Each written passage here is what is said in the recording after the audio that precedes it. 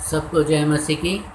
परमेश्वर का धन्यवाद हो आज के सुंदर दिन के लिए, समय के लिए, बीते दिनों के लिए।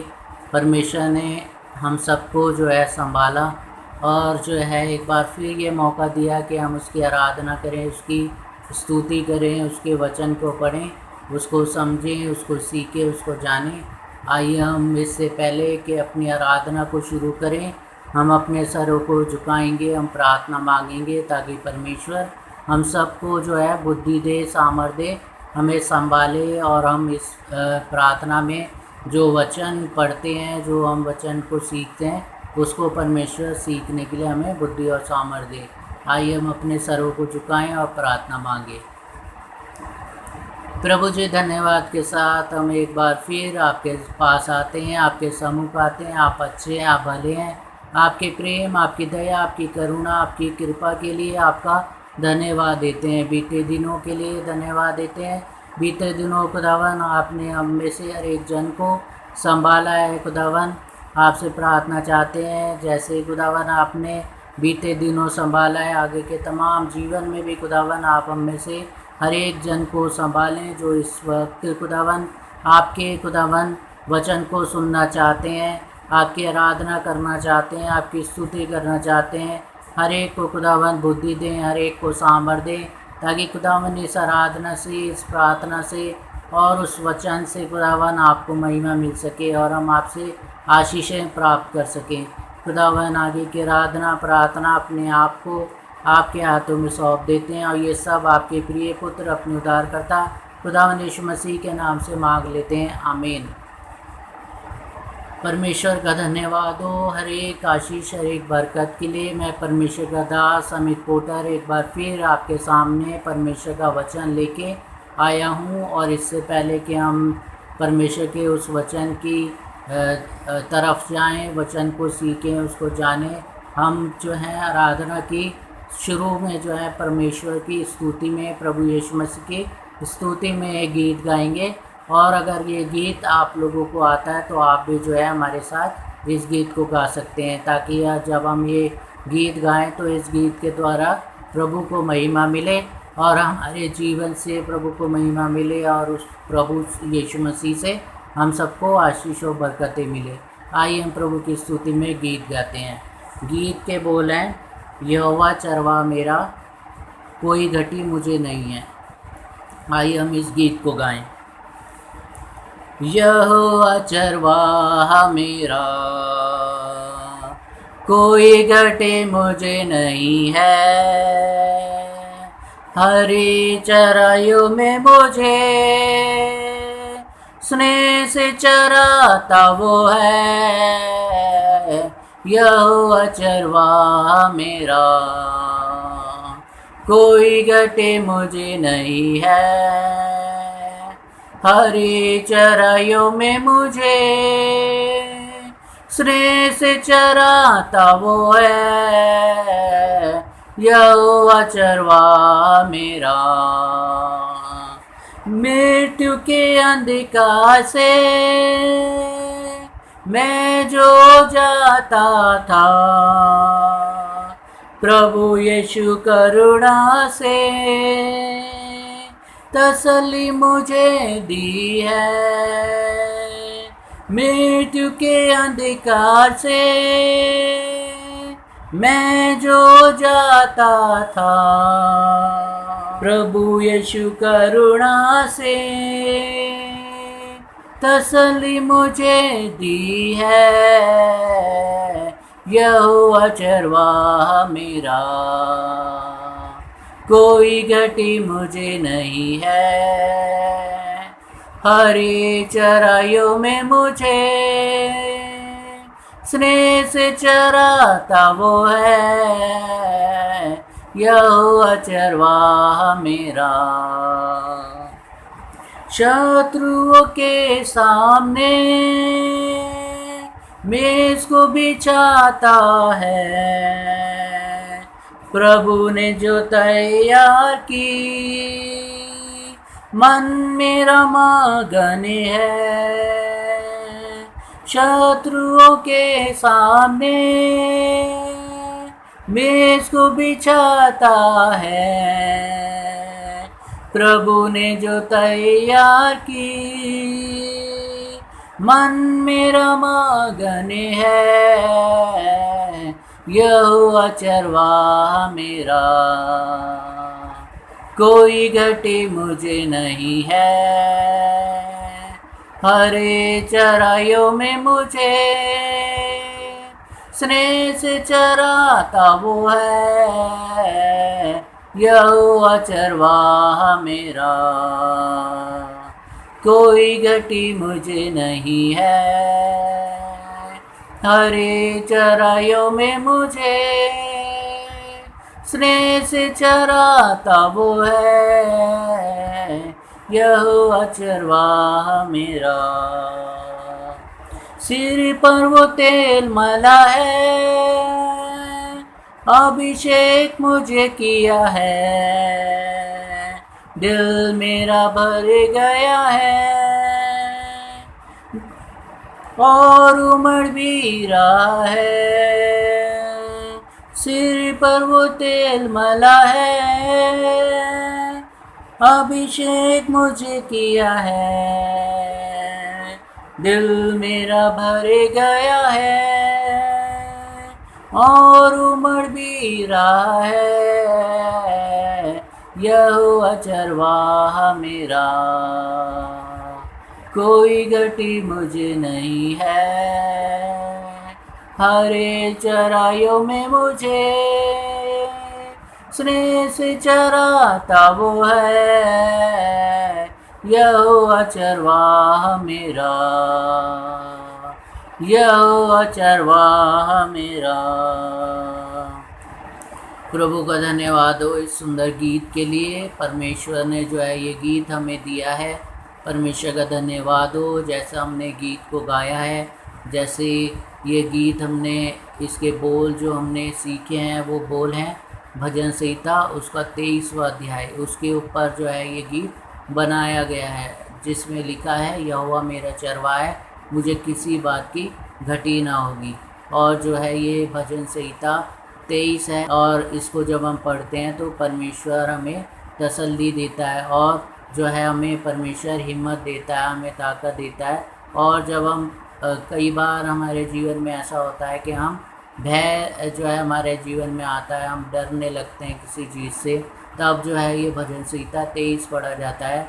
और जो है इस भजन संहिता 23 को जब हम पढ़ते हैं तो परमेश्वर हमें ताकत देता है, हमें संभाल लेता है, हमें बुद्धि दे देता है, और हम जो है उस डर से बाहर निकल जाते हैं। क्योंकि ये भजन संहिता 23 जो है इसका पहला वचन ये बोलता है यहोवा चरवाहा है मेरा, और मुझे किसी बात की घटी ना होगी। तो जब यहोवा हमारा चरवाहा बन जाता है तो हमें जो है किसी बात की घटी नहीं होती, किसी से डरने की ज़रूरत नहीं है, क्योंकि यहोवा जो है हमारा चरवाहा बन जाता है और हम उसकी भेड़ें बन जाते हैं।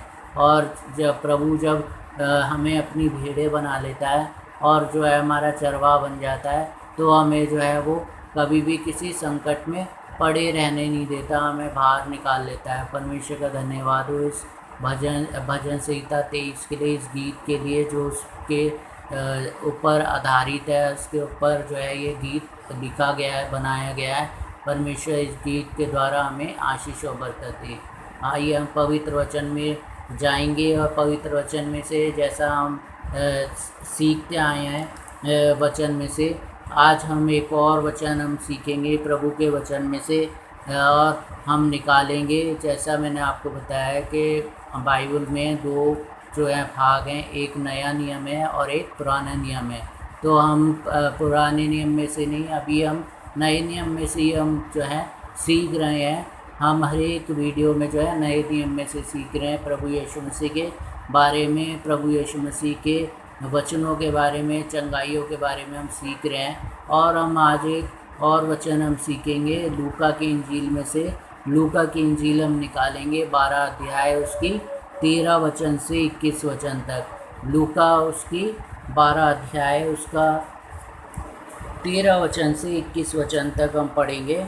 और इसकी जो वचन की हेडिंग है, आप भी बाइबल में से निकाल लें। इसकी वचन की जो हेडिंग है 13वें वचन की हेडिंग है ऊपर 12वां अध्याय है, लूका का 12वां अध्याय, उसकी 13 वचन से हम पढ़ रहे हैं। इसकी हेडिंग है एक धनवान मूर्ख का दृष्टांत। तो इस वचन को हम पढ़ेंगे। प्रभु यीशु मसीह का ये वचन है और प्रभु यीशु मसीह एक दृष्टांत जो है हमें बता रहे हैं इस वचन में।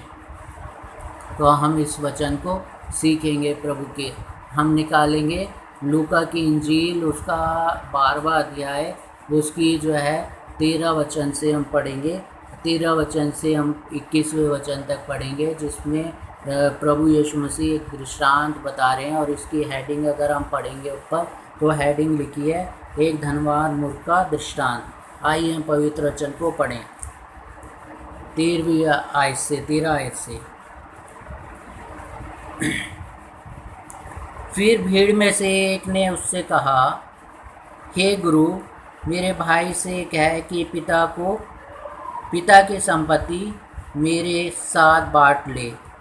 पवित्र वचन में जैसा हमने निकाला है, उसका 13वां वचन हमने पढ़ा है। उसमें क्या लिखा है? प्रभु यीशु मसीह के पास भीड़ में से एक व्यक्ति आया है और एक व्यक्ति प्रभु यीशु मसीह के पास आके, भीड़ में से जो है प्रभु यीशु मसीह के पास आके उससे पूछ रहा है, हे गुरु, मेरे भाई से क्या है कि पिता की संपत्ति मेरे साथ बांट ले। तो जो है अपना एक केस जो है खुदा यीशु मसीह के पास वो लेके आया कि तू जो है मेरे भाई से बोल कि वो जो है पिता की संपत्ति में से अब मेरा हिस्सा जो है बांट ले। मेरा जो हिस्सा है संपत्ति में मुझे दे दे। और ये जो है प्रभु यीशु मसीह से वो बोल रहा है।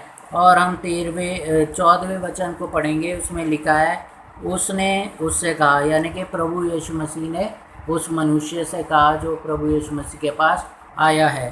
प्रभु यीशु मसीह कह रहे हैं, हे मनुष्य, किसने मुझे तुम्हारा न्याय या बांटने वाला नियुक्त किया है? तो प्रभु यीशु मसीह उससे कह रहा है कि किसने जो है मुझे तुम्हारा बांटने वाला और न्याय नियुक्त किया है। और एक क्वेश्चन मार्क डाला हुआ है आगे। प्रभु यीशु मसीह ने एक क्वेश्चन किया हमसे कि किसने जो है मुझे तुम्हारा न्याय ठहरा दिया कि मैं जो हूँ तुम्हारी संपत्ति का जो है बंटवारा करूं। और जो है प्रभु यीशु मसीह उससे एक क्वेश्चन पूछ रहे हैं। और 15वें वचन को हम पढ़ेंगे। प्रभु यीशु मसीह कह रहा है 15वें वचन में, और उसने उनसे कहा, चौकस रहो और हर प्रकार के लोभ से अपने आप को बचाए रखो। तो प्रभु यीशु मसीह क्या वचन बता रहा है कि जो है चौकस रहो और हर एक प्रकार के लोभ से जो है बचे रहो। और प्रभु यीशु मसीह ये वचन बता रहा है कि हर प्रकार के लोभ से बचे रहो, क्योंकि किसी का जीवन उसकी संपत्ति की बहुतायत से नहीं होता। तो यहाँ पे जो है प्रभु यीशु मसीह क्या बता रहा है कि जो है हर प्रकार के लोभ से जो है अपने को बचाए रखो। तो प्रभु यीशु मसीह कह रहा है कि अपने आप को हमें जो है हर एक प्रकार के लोभ से जो है बचा के रखना है। उस व्यक्ति को भी जो है प्रभु यीशु मसीह ने क्या बोला कि हर एक प्रकार के लोभ से जो है अपने को बचाए रखो। तो प्रभु यीशु मसीह जो वचन उससे बोल रहा है, वही वचन जो है आज प्रभु यीशु मसीह हमसे भी बोल रहा है। तो हम देख सकते हैं कि हम जो है इस दुनिया में जब हम रहते हैं तो हमारे घर में भी ये जो है केस पाया जाता है कि भाई जो है भाई से जो है अपनी संपत्ति का हिस्सा चाहता है, अपने पिता से जो है अपनी संपत्ति का हिस्सा चाहता है कि मेरा हिस्सा जो है मेरा पिता मुझे दे दे। ये हर घर में जो है हम देख सकते हैं। हम जो है हर एक घर में जो है ये देख सकते हैं कि हम जो है ये चाहते हैं कि हमारा पिता जो है हमारी संपत्ति, अपनी संपत्ति में से हमारा हिस्सा जो है हमें दे दे। और ये वचन क्या बता रहा है? प्रभु यीशु मसीह कह रहा है कि हर एक प्रकार के लोभ से अपने को बचाए रखो। और जो है क्योंकि किसी का जीवन उसकी संपत्ति की बहुतायत से नहीं होता। तो प्रभु यीशु मसीह साफ तौर पे एक वचन बता रहा है कि किसी की भी जो है जीवन उसकी संपत्ति की बहुतायत से नहीं होता। उसका जीवन जो है जीवन जो है संपत्ति की बहुतायत से नहीं होता। संपत्ति की बहुतायत से प्रभु यीशु मसीह कह रहा है। और हम क्या मनुष्य जो है हमेशा ये सोचता है कि मैं जो है यहाँ से भी ले लूँ, मैं वहाँ से भी ले लूँ, मैं जो है अपनी संपत्ति को बढ़ाता रहूँ और जो है इसका भी जो है संपत्ति मुझे मिल जाए, उसकी भी संपत्ति मिल जाए और जो है मैं बहुत धनवान हो जाऊँ, मैं बहुत धनी हो जाऊँ और जो है मेरे पास इतना धन हो कि जो है कोई मेरे तुल्य यह ना हो। और प्रभु यीशु मसीह वचन में हमें क्या बता रहा है कि किसी का भी जो है जीवन उसकी संपत्ति की बहुतायत से नहीं होता। हमारा जो है संपत्ति हमारे पास जो है बहुत सारी हो जाएगी, लेकिन हमें जो है उसका कुछ लाभ नहीं है। वह धन जो है इस दुनिया में, जब हम इस दुनिया से जाएंगे तो वो धन जो है कहाँ पे रह जाएगा, वो धन जो है इस पृथ्वी पे रह जाएगा। लेकिन जो है हमें उस धन की वजह से जो है हमारा जीवन भी जो है हमसे छीन जाएगा। तो प्रभु यीशु मसीह हमें क्या बता रहा है, हमें जो है धन का लोभ नहीं करना, क्योंकि प्रभु यीशु मसीह हमें बता रहा है कि किसी का जीवन उसकी संपत्ति की बहुतायत से नहीं होता। एक वचन हम निकालेंगे पुराने नियम में से, और पुराने नियम में से हम निकालेंगे नीति वचन उसका 13वां अध्याय उसके 11 वचन। उसमें क्या लिखा है हम पढ़ेंगे।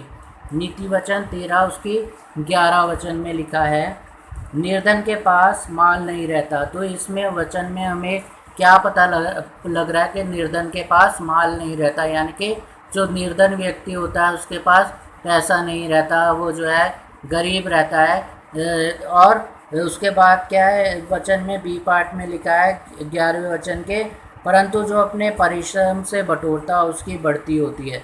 परंतु जो अपने परिश्रम से बटोरता उसकी बढ़ती होती है। तो जो है प्रभु यीशु मसीह का वचन जो हम बाइबल हम पढ़ रहे हैं, वो वचन हमें क्या बता रहा है कि परंतु जो अपने परिश्रम से बटोरता, तो परिश्रम से बटोरने को पवित्र वचन हमें क्या कह रहा है, परिश्रम से बटोरना चाहिए हमें। और यहाँ पे क्या हम देख रहे हैं कि इसमें एक व्यक्ति जो है वो प्रभु यीशु मसीह के पास आया है कि वो जो है उसके पास एक मुकदमा लेके आया है कि मेरे भाई से बोल के वो मेरी पिता की संपत्ति में से जो है बंटवारा कर ले और मेरा हिस्सा जो है मुझे दे दे। तो प्रभु यीशु मसीह ने कितना सटीक सा उस पर उत्तर दिया कि मुझे जो है तुम्हारा न्याय किसने ठहरा दिया कि मैं जो है तुम्हारी संपत्ति का जो है बंटवारा करूँ, तुम्हें जो है संपत्ति दिलाऊं। और प्रभु यीशु मसीह क्या कह रहा है कि चौकस रहो और हर प्रकार के लोभ से अपने आप को बचाए रखो।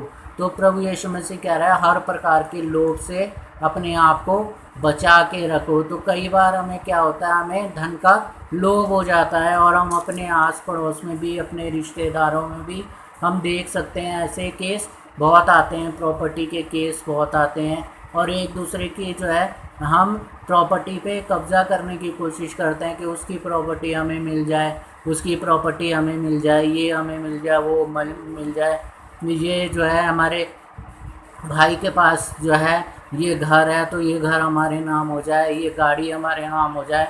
हम जो है क्या करते हैं, लालच करते हैं। और प्रभु यीशु मसीह कह रहा है कि हर प्रकार के लोभ से जो है अपने को बचाए रखो। और जो है हमने नीति वचन जो वचन पढ़ा है, नीति वचन में क्या लिखा है कि निर्धन के पास माल नहीं रहता, निर्धन के पास माल नहीं रहता। वो हम देख सकते हैं जो निर्धन व्यक्ति होगा, जो गरीब व्यक्ति होगा, उसके पास पैसा नहीं होता, उसके पास कुछ नहीं होता। लेकिन प्रभु यीशु मसीह क्या कह रहा है, वचन क्या कह रहा है हमें कि परंतु जो अपने परिश्रम से बटोरता उसकी बढ़ती होती है। तो परिश्रम से बटोरने को वो कह रहा है कि अपने परिश्रम से बटोरो तो उसमें जो है बढ़ती होगी, उसमें जो है आशीष मिलेगी, उसमें बरकत मिलेगी।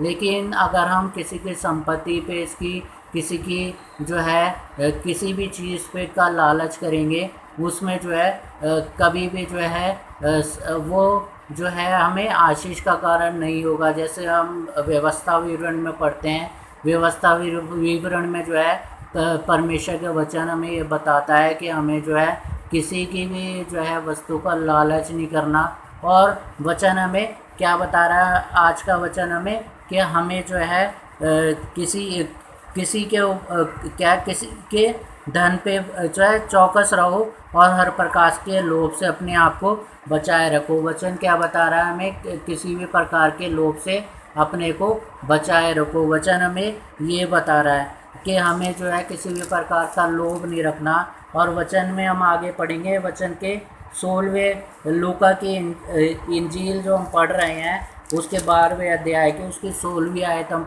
पढ़ें। उसमें लिखा है, उसने उनसे एक दृष्टांत कहा। प्रभु यीशु मसीह ने उनसे उन लोगों से जो है एक दृष्टांत कहा। और क्या कहा? किसी धनवान की भूमि में बड़ी उपज हुई। प्रभु यीशु मसीह बता रहा है किसी धनवान की भूमि में बड़ी उपज हुई। तो धनवान की जो है भूमि में उसने बड़ी उपज हुई, उसने फसल लगाई, उसने जो है जो भी फसल लगाई उसमें बड़ी उपज हो गई, बड़ी अच्छी जो है वो फसल उग गई। और जो है 17वें वचन में लिखा, तब वे अपने मन में विचार करने लगा, मैं क्या करूं, क्योंकि मेरे यहाँ जगह नहीं जहाँ अपनी उपज इत्यादि रखूं। तो उस धनवान की जो है उपज इतनी अच्छी हो गई कि उसके पास अब जगह नहीं है कि वो फसल को जो है कहाँ पे रखेगा। उस फसल को जब काटा जाएगा तब वो जो है कहाँ पे रखेगा। तो उसके पास जो गोदाम थे, जो रखने का स्थान था फसल, वो छोटा पड़ने लग गया कि उसमें जो है उसकी फसल नहीं आएगी, क्योंकि फसल बहुत ज़्यादा हो गई थी। तो इसमें वचन में लिखा है कि वो क्या कह रहा है 17वें वचन में, तब वे अपने मन में विचार करने लगा। वो धनवान व्यक्ति अपने मन में विचार करने लगा कि मैं क्या करूं। वो सोचने लगा कि मैं क्या करूं, इस जो है फसल का क्या करूं, इस उपज का क्या करूं जो बहुत ज़्यादा हो चुकी है, जो मेरे गोदामों में, मेरे उन जगहों में जो मैंने बनाई है उनमें नहीं आएगी। अब मैं क्या करूं, वो सोचने लगा। और क्या करा, क्योंकि मेरे यहाँ जगह नहीं जहाँ उपज मैं इत्यादि रखूं। तो उसके पास जो है इतनी जगह नहीं थी कि वो उपज को जो है उस जगह में रख ले, या वो उपज जो है उसकी जगह में आ जाए। तो उसकी जगह से भी ज़्यादा वो उपज हो गई। और वो ये सोचने लगा कि अब मैं क्या करूं, ये उपज मैं कहाँ पे रखूँगा। आइए हम वचन को आगे पढ़ें। उसमें क्या लिखा है? और उससे कहा, मैं ये करूँगा, मैं अपनी बखारी तोड़कर उनसे बड़ी बनाऊँगा और वहाँ अपना सब अन्न और संपत्ति रखूँगा। तो उसने क्या बोला कि अब जो है मैं ऐसा करूँगा कि जो मैंने जगह बनाई हुई है फसल रखने की, उसको तोड़ के उसको और बड़ा कर लूँगा, ताकि ये जो उपज मेरी हुई है वो सारी उपज जो है उसके अंदर जो है आ जाए, सुरक्षित मैं रखने पाऊँ। कोई भी जो है फसल की चीज़ बाहर ना रह जाए, हर एक चीज़ को मैं अंदर रख लूँगा और मैं उस जगह को और बड़ा बना दूँगा। तो वो ये सब सोचने लगा कि मैं उसको और बड़ा कर दूँगा। और वचन को हम आगे पढ़ेंगे। 19वें वचन में लिखा है, और अपने प्राण से कहूँगा कि प्राण, तेरे पास बहुत वर्षों के लिए बहुत संपत्ति रखी है, चैन कर, खा पी, सुख से रह। तो वो जो है ये कह रहा कि मैं उसको जो है उन जगहों में रख दूँगा, अपनी जो है गोदाम बड़े कर लूँगा, वो जो है फसल सारी उसके अंदर रख दूँगा। और अपने प्राण से कहूँगा कि अब जो है तेरे पास बहुत सारा जो है, बहुत वर्षों के लिए बहुत सारी संपत्ति है, बहुत सारी जो है उपज है, जिसको बेच के जो है बहुत सालों तक जो है खा पाऊँगा। तो अपने प्राणों से वो कह रहा है कि अपने प्राण से कहूँगा, अपने जीवन से कहूँगा कि वो उसके लिए बहुत सारी जो है फसल हो चुकी है, और जिसको मैं बेच के जो है सारी ज़िंदगी बहुत वर्षों तक जो है खा सकता हूँ। और मैं जो है बहुत वर्षों से संपत्ति रखी है, चैन कर, खा पी और सुख से रहे। तो वो अपने प्राण से कह रहा है कि अब जो है बहुत संपत्ति जो है हो गई है और बहुत वर्षों तक जो है खा पी सकता हूँ। और जो है अपने प्राण से कहूँगा कि चैन से खा और पी, सुख से रह। चैन से खा पी और सुख से रह, ये सब जो है वो अपने प्राण से कह रहा है। और उसको अपनी धन संपत्ति पे घमंड हो गया कि उसके पास जो है बहुत संपत्ति है, अब जो है वो बहुत वर्षों तक खा पी सकता है। वचन आगे हम पढ़ेंगे। और वचन हमें क्या बता रहा है 20वें वचन में, परंतु परमेश्वर ने उससे कहा, हे मूर्ख, किसी रात तेरा प्राण तुझसे ले लिया जाएगा।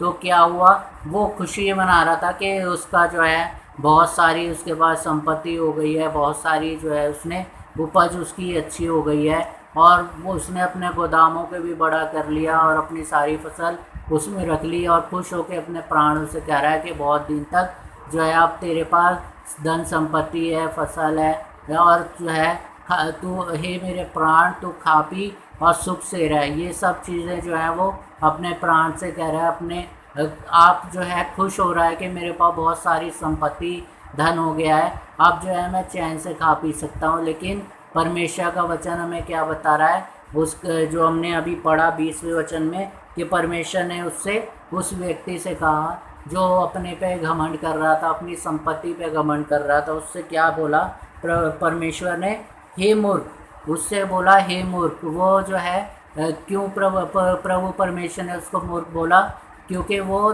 संपत्ति से सोच रहा था कि संपत्ति से जो है बहुत सालों तक वो खा पी सकता है, बहुत सालों तक जो है वो अपने जीवन यापन कर सकता है। लेकिन परमेश्वर ने उसको क्या बोला, हे मूर्ख। क्यों, उसने जो है अपनी धन संपत्ति पे भरोसा किया, उसने जो है परमेश्वर पे भरोसा नहीं किया कि परमेश्वर ही सब कुछ है। वो धन पे जो है भरोसा करने लगा और अपने प्राण से जो है कह के बड़ा खुश हो रहा है, अपने प्राण को कह रहा है चैन से खा पी और खुश रह।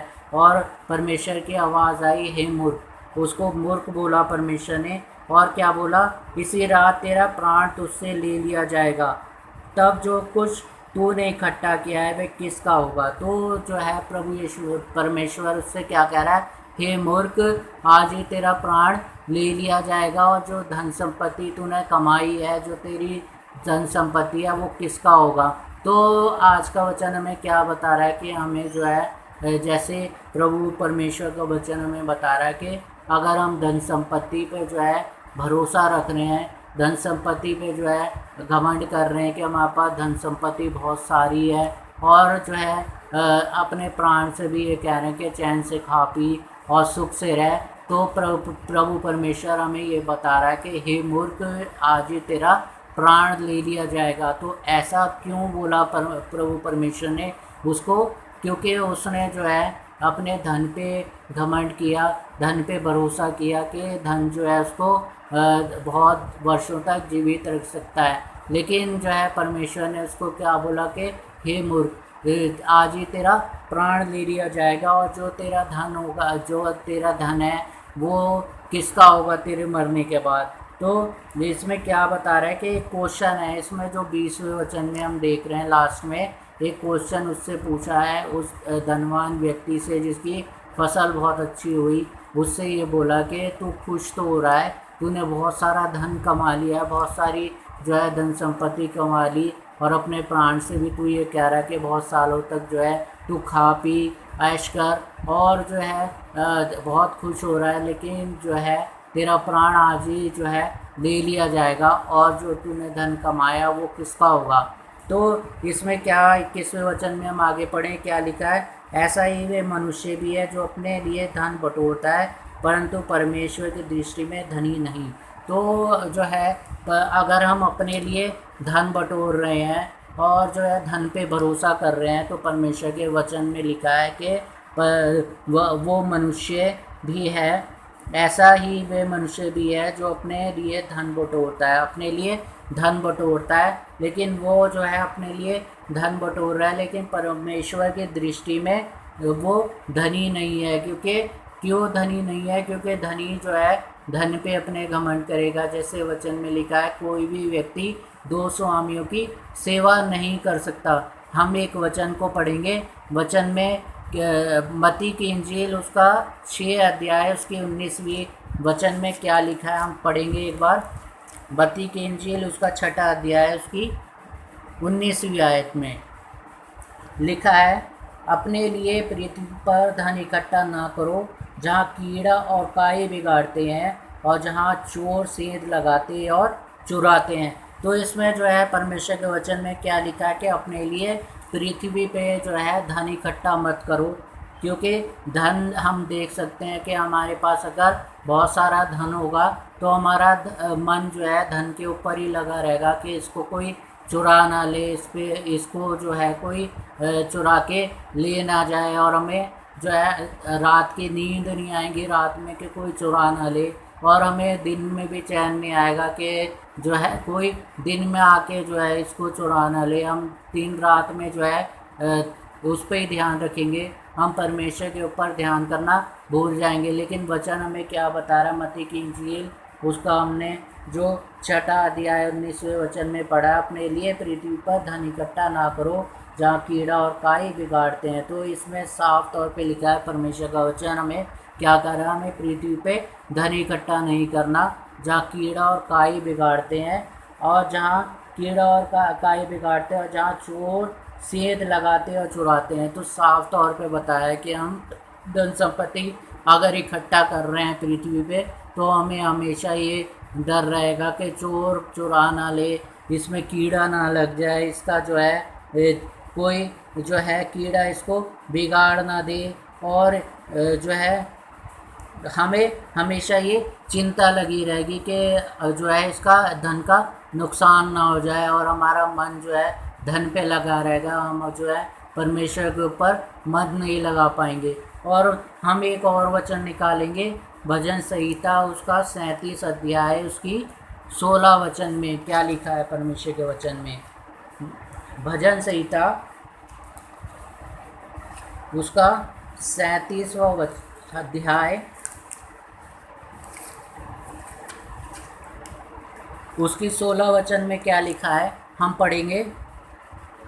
धर्मी का थोड़ा सा धन दुष्टों के बहुत से धन से उत्तम है। तो वचन हमें क्या बता रहा है, भजन संहिता 37 की 16 आयत में, धर्मी का थोड़ा सा धन, अगर हमारे पास थोड़ा सा धन है और हम उसमें हम धर्मी हैं, हम परमेश्वर के ऊपर भरोसा रख रहे हैं, धन पे नहीं रख रहे, हमारे पास थोड़ा ही सा धन है, तो परमेश्वर का वचन हमें क्या कह रहा है कि धर्मी का थोड़ा सा धन दुष्टों के बहुत से धन से उत्तम है। तो परमेश्वर क्या कह रहा है कि अगर हमारे पास थोड़ा धन है और हम धर्मी हैं, तो वो बहुत अच्छा है कि हम दुष्टों के बहुत से धन से उत्तम है। तो दुष्टों के पास बहुत सारा धन होगा, जिसके पास बहुत सारा धन होगा वो धन पे भरोसा रखेगा।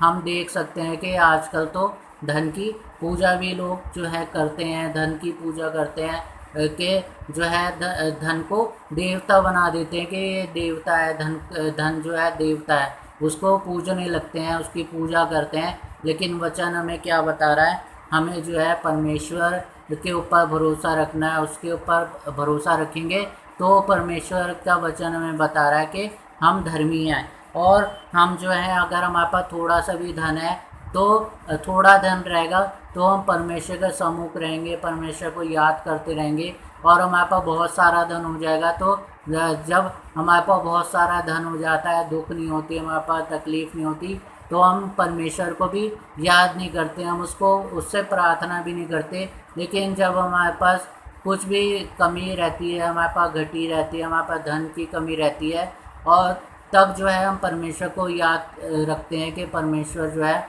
हमें उन दुखों से, उन तकलीफ़ों से बाहर निकाल ले। तो आज का वचन हमें क्या बता रहा है कि धर्मी का थोड़ा सा धन दुष्टों के बहुत सारे धन से अच्छा है कि धर्मी व्यक्ति जो है उसके पास थोड़ा धन रहता है, इसलिए वो जो है परमेश्वर के ऊपर भरोसा रखता है, उस पर विश्वास रखता है। लेकिन जो दुष्ट होते हैं, जो ऐसे व्यक्ति होते हैं जिनको परमेश्वर कह रहा है कि किसी भी लोभ से जो है हमें दूर रहना, किसी भी लोभ से, किसी की धन संपत्ति के लोभ से हमें दूर रहना है। आजकल हम देख सकते हैं कि हमें दूसरे की संपत्ति का लोभ होता है कि उसकी धन, उसका संपत्ति हमें मिल जाए किसी भी तरीके से।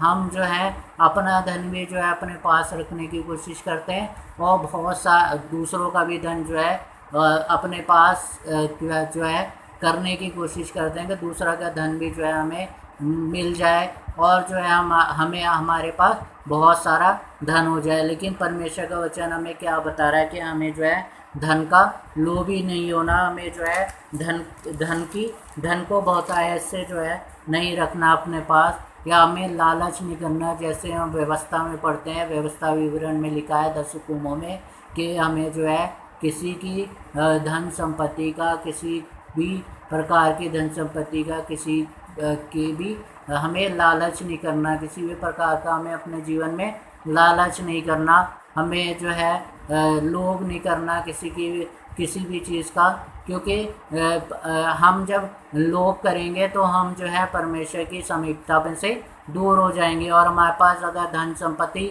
ज़्यादा होगा तो हम धन संपत्ति को भी जो है महत्व जो है परमेश्वर की तरह देने लगेंगे, परमेश्वर मानने लगेंगे। हम देख सकते हैं आजकल जो है धन की भी जो है पूजा लोग करते हैं, और जो धन की पूजा करते हैं लोग वो जो है परमेश्वर को जो है वो याद नहीं करते, वो धनी को जो है परमेश्वर मान लेते हैं। लेकिन परमेश्वर का वचन मना कर रहा है हमें धन का जो है लोभी नहीं हो रहा। हमें वचन को हम पढ़ेंगे, एक वचन और हम निकालेंगे, नीति वचन उसका 23वां अध्याय,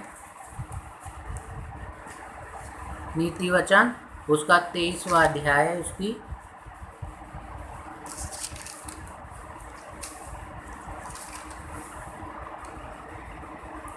5वीं आयत, नीति वचन 23 उसकी चौथी और 5वीं आयत दोनों हम पढ़ेंगे। वचन में लिखा है, धनी होने के लिए परिश्रम ना करना, अपनी समझ का भरोसा छोड़ना। तो इसमें चौथे वचन में लिखा है, नीति वचन उसके 23वें अध्याय के चौथे वचन में, कि धनी होने के लिए परिश्रम ना करना। तो धनी होने के लिए परमेश्वर का वचन हमें बता रहा है परिश्रम नहीं करना। और जो है धनी होने के लिए अगर हम ज़्यादा परिश्रम करेंगे तो हम देख सकते हैं कि धनी होने के लिए बहुत सारे ऐसे गलत रास्ते हैं जिसमें हम धन बहुत सारा कमा सकते हैं। लेकिन परमेश्वर का वचन हमें क्या कह रहा है, हमें धनी होने के लिए परिश्रम नहीं करना, हमें जो है धन का लोभ नहीं करना कि किसी तरीके से हमारे पास बहुत सारा धन आ जाए। परमेश्वर का वचन हमें क्या बताना है, धनी होने के लिए परिश्रम नहीं करना। परंतु 5वें वचन में क्या है, क्या तू अपनी दृष्टि उस वस्तु पर लगाएगा जो है ही नहीं। तो परमेश्वर का वचन क्या कह रहा है कि अपनी दृष्टि क्या तू उस वस्तु पर लगाएगा जो है ही नहीं। और वे उकाब पक्षी के समान पंख उड़ाकर निसंदेह आकाश की ओर उड़ जाती है। तो परमेश्वर का वचन क्या बता रहा है कि जो है हमें उस पे मन नहीं लगाना। क्या हम ऐसी वस्तु पे मन लगाएंगे जो है ही नहीं। और जो है वे उकाब पक्षी के समान पंख लगाकर निसंदेह आकाश की ओर उड़ जाती है, यानी कि धन संपत्ति जो है हमारे पास ज़्यादा दिन नहीं रहती। हम क्या देख सकते हैं कि धन हमारे पास कब तक रहेगा। धन हमारे पास जो है जब तक हम इस जीवन में जीवित हैं, हम इस जीवन को जी रहे हैं, तब तक हमारे पास धन की जो है धन हमारे पास रहेगा। लेकिन जब हम मर जाएंगे तो जैसा जो है एक कहावत भी है कि कोई मनुष्य जो है कुछ लेके नहीं आया और कोई व्यक्ति कुछ लेके नहीं जाएगा।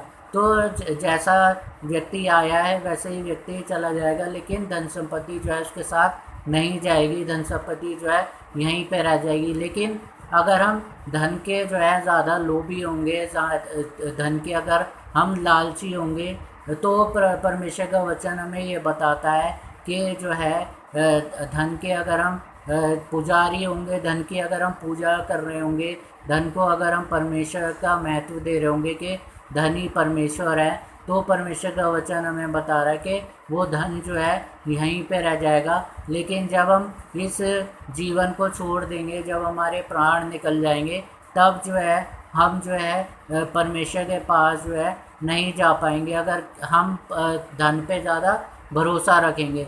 परमेश्वर का वचन हमें बता रहा है धन बेशक हम जो है इस जीवन में हमारा साथ दे देगा, धन आखिरी समय तक हमारा साथ दे देगा। और जब हम मरेंगे तो जो है हमारे मरने के बाद हमारी कब्र पे भी जो है अच्छे से जो है संगमरमर के पत्थर भी लगवा देगा। लेकिन हमें जो है धन जो है अनंत जीवन नहीं दिला पाएगा, धन के द्वारा जो है हम अनंत जीवन नहीं जो है प्राप्त कर पाएंगे। और अगर हम धन के लालची होंगे, अगर हम किसी की धन की संपत्ति पे, किसी और की संपत्ति पे भी जो है दृष्टि लगा के रखेंगे कि उसकी भी संपत्ति हमारे पास हो जाए, तो परमेश्वर का वचन लिखा है कि हमें लोभी नहीं होना, हमें जो है किसी भी प्रकार का लोभ नहीं करना, लालच नहीं करना किसी की धन संपत्ति का लालच नहीं करना। वचन हमें यही बता रहा है कि हमें जो है धन जो है इस जीवन में यहीं पे रह जाएगा। जब हम अपने प्राण छोड़ेंगे तो जो है धन हमारे साथ नहीं जाएगा। मरने के बाद जो है हम परमेश्वर के पास तभी जा पाएंगे जब हम परमेश्वर के ऊपर भरोसा रखेंगे, उसके पास विश्वास रखेंगे और धन को जो है ज़्यादा महत्व नहीं देंगे। और जब हम परमेश्वर को ज़्यादा महत्व देंगे, परमेश्वर से डरेंगे, परमेश्वर से लिपटे रहेंगे, उससे प्रार्थना करते रहेंगे, तो हमारे मरने के बाद जो है परमेश्वर हमें अनंत जीवन देगा। हम एक और वचन हम निकालेंगे आखिरी में परमेश्वर के वचन में से, और हम सीखेंगे, हम आज सीख रहे हैं कि परमेश्वर जो है हमें क्या बताना चाह रहा है। तो एक वचन और हम निकालेंगे, यूहन्ना 11 उसकी 25वें वचन, यूहन्ना 11 उसका 25वां वचन, नए नियम में से यूहन्ना उसका 11 उसका 25वां वचन में क्या लिखा है। वचन में लिखा है, यीशु ने उससे कहा, पुनरुत्थान और जीवन मैं ही हूँ, जो कोई मुझ पर विश्वास करता है वे यदि मर भी जाए तो भी जिएगा। तो वचन हमें बता रहा है कि प्रभु यीशु मसीह क्या कह रहा है, पुनरुत्थान और जीवन मैं हूँ। तो प्रभु यीशु मसीह अपने मुख से वचन कह रहा है कि पुनरुत्थान और जीवन मैं हूँ। तो प्रभु यीशु मसीह ने ये नहीं बोला कि पुनरुत्थान और जीवन धन है, धन कभी भी नहीं है। पुनरुत्थान और जीवन, धन के द्वारा जो है हमें जो है अनंत जीवन नहीं मिलेगा, धन के द्वारा जो है हमें जीवन नहीं मिलेगा, अनंत जीवन नहीं मिलेगा, धन के द्वारा जो है हमारा पुनरुत्थान नहीं होगा। परंतु क्या होगा, प्रभु यीशु मसीह के ऊपर भरोसा रखने से जो है हमारा पुनरुत्थान होगा, हमें अनंत जीवन मिलेगा। तो प्रभु यीशु मसीह आज के वचन में क्या कह रहा है, पुनरुत्थान और जीवन मैं हूँ।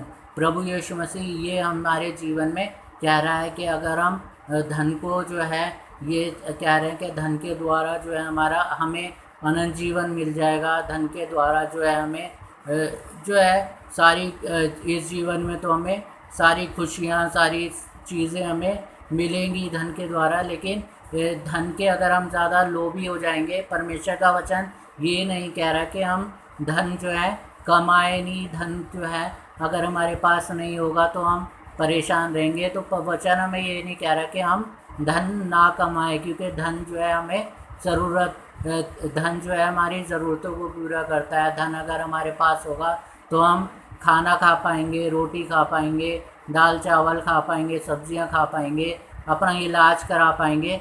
परमेश्वर जो है धन कमाने के लिए मना नहीं कर रहा, लेकिन परमेश्वर का वचन क्या कह रहा है, हमें धन का लोभी नहीं होना है, हमें जो है किसी के धन के ऊपर जो है लालच नहीं करना, धन के ऊपर भरोसा नहीं करना। परमेश्वर का वचन जो है, अगर हम पुराने नियम में से व्यवस्था विवरण पढ़ें, जब परमेश्वर ने मूसा को जो है 10 हुक्म दिए, 10 हुक्म में से एक हुक्म ये था, तू किसी की वस्तु का लालच नहीं करना। और परमेश्वर जो है हमें किसी की भी वस्तु का, किसी की धन संपत्ति का लालच करने के लिए मना कर रहा है। और परमेश्वर क्या कह रहा है कि जो परिश्रम से बटोरता है उसकी बढ़ती होती है, जो अपनी मेहनत से बटोरता है उसकी बढ़ती होती है। परमेश्वर का वचन ये कह रहा है कि हमें जो है किसी की धन संपत्ति के जो है लालच नहीं करना, और धन को जो है परमेश्वर का दर्जा नहीं देना।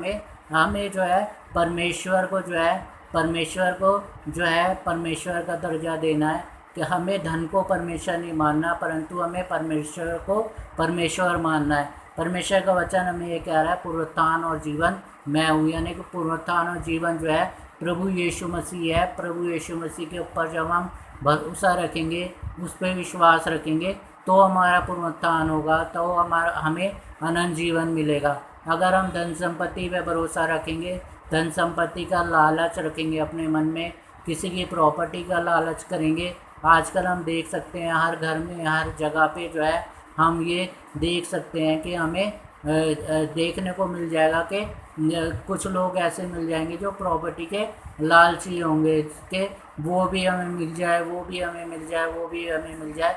लेकिन परमेश्वर हमें वचन में ये मना कर रहा है कि हमें जो है किसी की धन का लालच नहीं करना, किसी के धन के ऊपर वो बुरी नज़र नहीं रखनी है। और इसमें वचन मिलेगा, अपने लिए पृथ्वी पर धन इकट्ठा ना करो, जहाँ कीड़ा और काई बिगाड़ते हैं और जहाँ चोर सेंध लगाते हैं और चुराते हैं। तो हमें जो है पृथ्वी पे धन इकट्ठा करने के लिए परमेश्वर का वचन हमें मना कर रहा है। परमेश्वर का वचन ये नहीं कह रहा कि हमें जो है धन कमाना ही नहीं है। धन की हमें आवश्यकता होती है खाने पीने के लिए, अपनी आवश्यकताओं को पूरा करने के लिए, लेकिन परमेश्वर हमें लोभ से मना कर रहा है कि हमें धन के लोभी नहीं होना। परमेश्वर आज के वचन में हमें ये सिखाना चाह रहा है कि हमारा भरोसा जो है यीशु मसीह पे होना चाहिए, परमेश्वर पे होना चाहिए। परमेश्वर को जो है हमें परमेश्वर का स्थान देना है और धन को जो है परमेश्वर का स्थान नहीं देना है। और परमेश्वर को जो है, अगर हम इस वचन को जब हमने पढ़ा है तो इसमें लिखा था, इसकी हेडिंग एक धनवान मूर्ख की दृष्टांत। धनवान ने क्या सोचा कि धन के द्वारा जो है वो अच्छा जीवन जी लेगा, लेकिन परमेश्वर की आवाज़ उसके पास आई, आज ही जो है तेरा प्राण ले लिया जाएगा, जो धन दौलत तूने कमाई है वो किसका होगा। तो परमेश्वर हमें ये कह रहा है कि हमें अपनी ज़रूरत के अनुसार जो है धन को कमाना है, जिससे हमारी ज़रूरतें पूरी हो जाएं, लेकिन हमें धन के लोभी नहीं होना। हमें धन का जो है लोभ नहीं करना, लालच नहीं करना, और जो है भरोसा जो है परमेश्वर के ऊपर रखना है, धन के ऊपर नहीं रखना। अगर हम परमेश्वर के ऊपर रखेंगे, प्रभु यीशु मसीह के ऊपर रखेंगे, तो हमें अनंत जीवन मिलेगा, पुनरुत्थान मिलेगा। जैसा हमने वचन को पढ़ा है, यीशु मसीह कह रहा पुनरुत्थान और जीवन मैं हूँ। तो प्रभु यीशु मसीह जो है पुनरुत्थान और जीवन है, वो जो है हमें आशीष और बरकत देगा, अनंत जीवन देगा, और हमें जो है बहुतायत से जो है आशीष और बरकतें देगा। परमेश्वर इस वचन से हम सबको आशीष बरकत दे, आप सबको आशीष बरकत दे, आपकी परेशानियों को दूर करे, दुखों को दूर करे। आपसे यही बोलना चाहता हूँ अजीज़ों, हमेशा जो है आप परमेश्वर से जुड़े रहें, परमेश्वर से प्रार्थना करते रहें, परमेश्वर से जो है उसके नाम से मांगते रहें, प्रभु यीशु मसीह के नाम से उससे अपनी निवेदन मांगते रहें। जो भी आपको आवश्यकता है, बीमारी से चंगाई चाहिए, अपने घर में जो है कोई परेशानी है, तो उसको आपको प्रभु यीशु मसीह के नाम से मांगना है। जब आप प्रभु यीशु मसीह के नाम से मांगेंगे तो परमेश्वर जो है आपको उस चीज़ को ज़रूर देगा। परमेश्वर इस वचन से आपको आशीष और बरकत दे, अपने वचनों में बढ़ाए और आप गवाही उसकी देने पाएँ। आपको सबको जय मसीह की। परमेश्वर आपको आशीष और बरकत दे। आमीन।